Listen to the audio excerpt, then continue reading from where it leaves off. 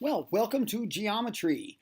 And yes, this is our textbook. And if you're joining us, it's probably your textbook too. This is the beginning of chapter 3, parallel and perpendicular lines.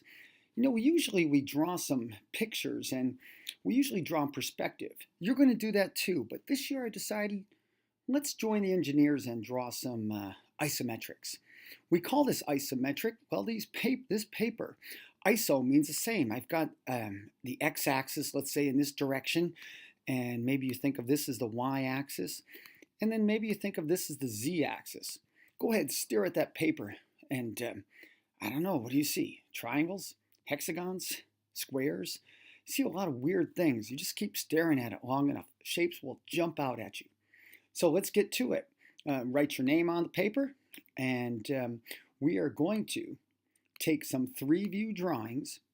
You're going to find them in Canvas, and or sometimes they're called orthogonal, and you are going to draw these on the paper here. Now, I'll give you a little guidance on how to arrange them so they all fit. Now we don't know what the unit is. We're going to say that everything's a right angle here. That's going to make it easy. And the distances, I'm just going to count the spaces between intersections. This is just fun drawing. So we're going to draw this block here. I've got a front view, a top view, and a side view. Well, if this is 5, and you see I've got these dimension lines here. Well, this is 2 over here. Well, this is also 2. You can see how that works. I mean, if this distance is 3, that's the top view, the depth. Well, that must be this distance over here as well. So let's get to the drawing. Now, go ahead and put a point about here. Then you won't go off the paper. And I'm going to draw this rectangle first. 5 by 2. And I'm going to put it in this direction. 1, 2, 3, 4, 5. It's that easy. And I'm going to go up 2. Up 2. I'll come back 5. Whoa, like that. And I'm going to come down. So that parallelogram that we just drew really represents this rectangle. And this is the isometric view. Now let's go to the side here. We know it's a 2 by 3. We have the height of 2 already there. And we're going to move over. 1, 2, 3. Easy squeezy. Let's go up 2 there. Heavens to Murgatroyd's got the hang of it already.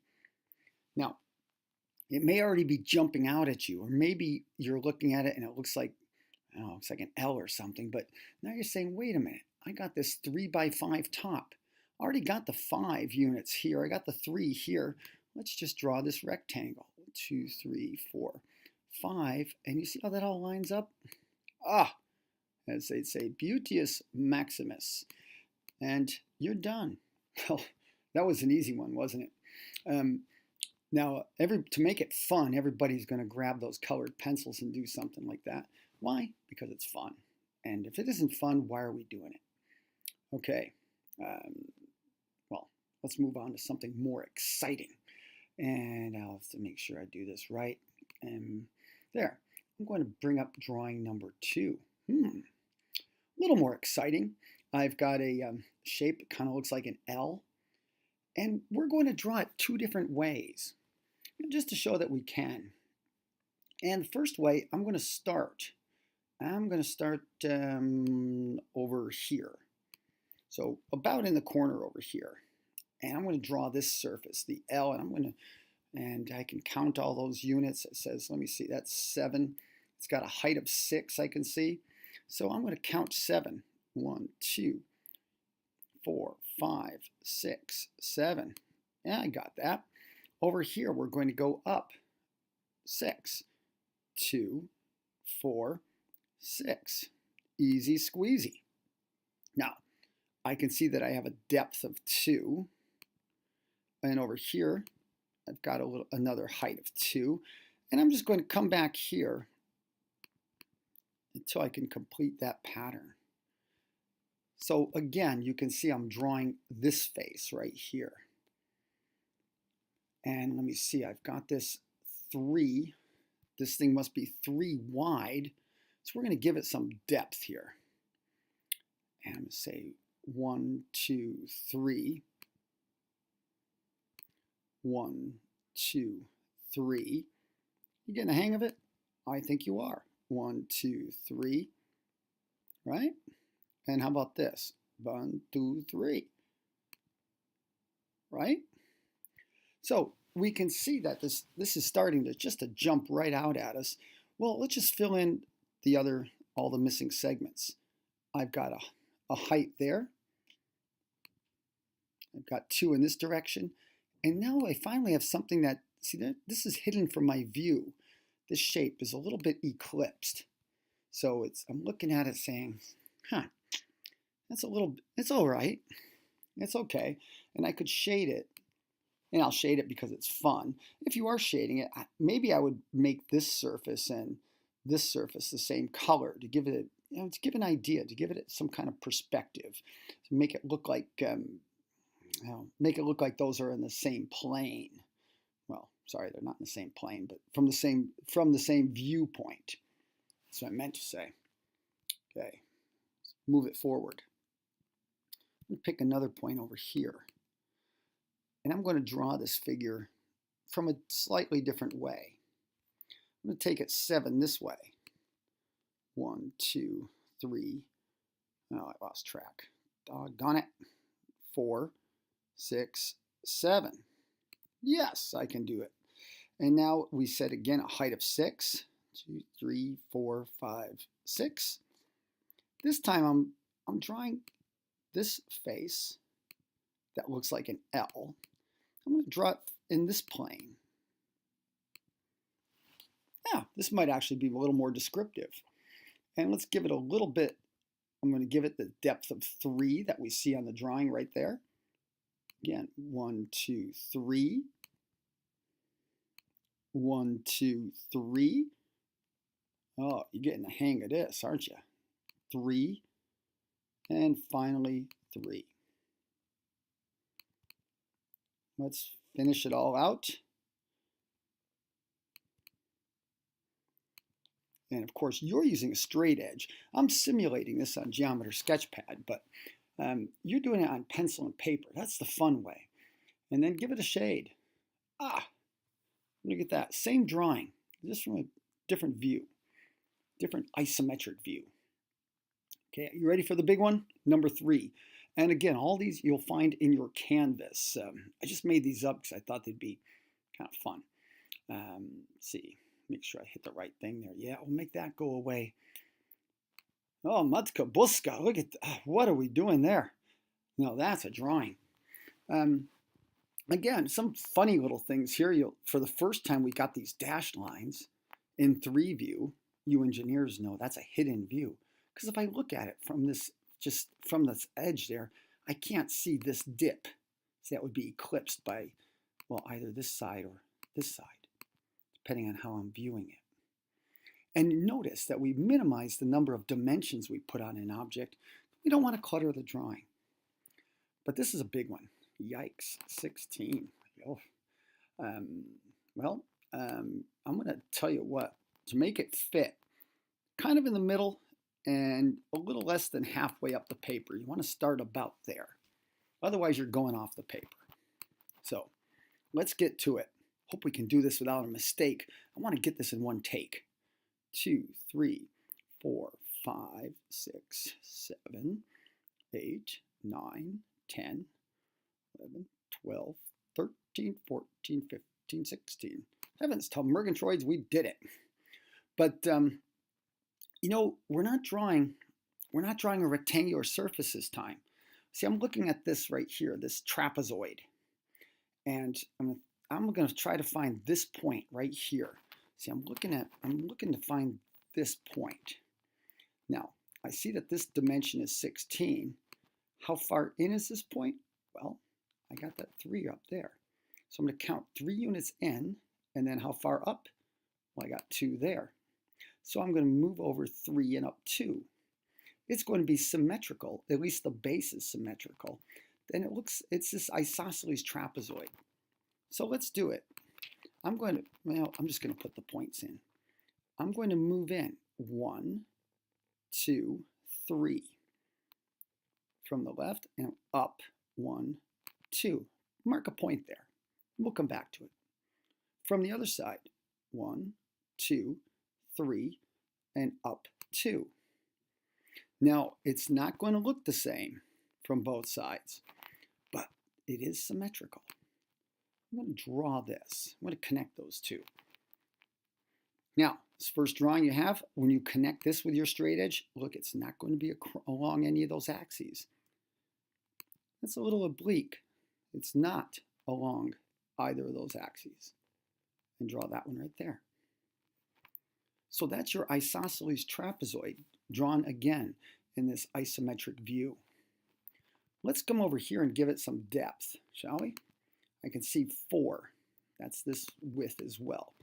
So I'm working on the base of this thing here. And I'm going to say, I'm going to count 1, 2, 3, 4. Good. And I'm going to count from here. 1, 2, 3, 4. I'm going to do the same from over here. 4. And from here. 2, 3, 4. Now, I'm going to connect these two. And congratulations, so far what you have drawn. You have drawn these two faces that are not in any of the our 3 standard planes. And now we've got this block with a notch in it. Now it's not centered. Let me see. I'm looking at this 2. It's 2 from this corner, and I'm looking over here. I know this is a width of 4, and I have to go in 1. So I'm trying to find this corner. I'm going to go 2 and 1. Show you what I mean. I'm going to go here. 1, 2, and in 1. That's the spot. That's the magic spot. Now from there, we're going to have to do some arithmetic. You can find this height because it's 7 minus 2. Okay, we got that. So we're going to go up 5. 1, 2, 3, 4, 5. Excellent. I know this block travels 1, 2, 3, 4 in this direction. And again, I'm going to go up 5 here. 3, 4, 5. I'm just going to hold off there. All right, so I'm drawing that. But I've got to find this notch in this surface. 1, 2, go down 1. That's money right there. Okay. Connect those two. Is it starting to come to life for you? I hope so. Now, this block has got a width of 2. So I'm going to go 1, 2. I'm going to go up 5. Connect here. Well, now we're just finishing touches. 2 for this width at the bottom of this notch. 2. We've got that.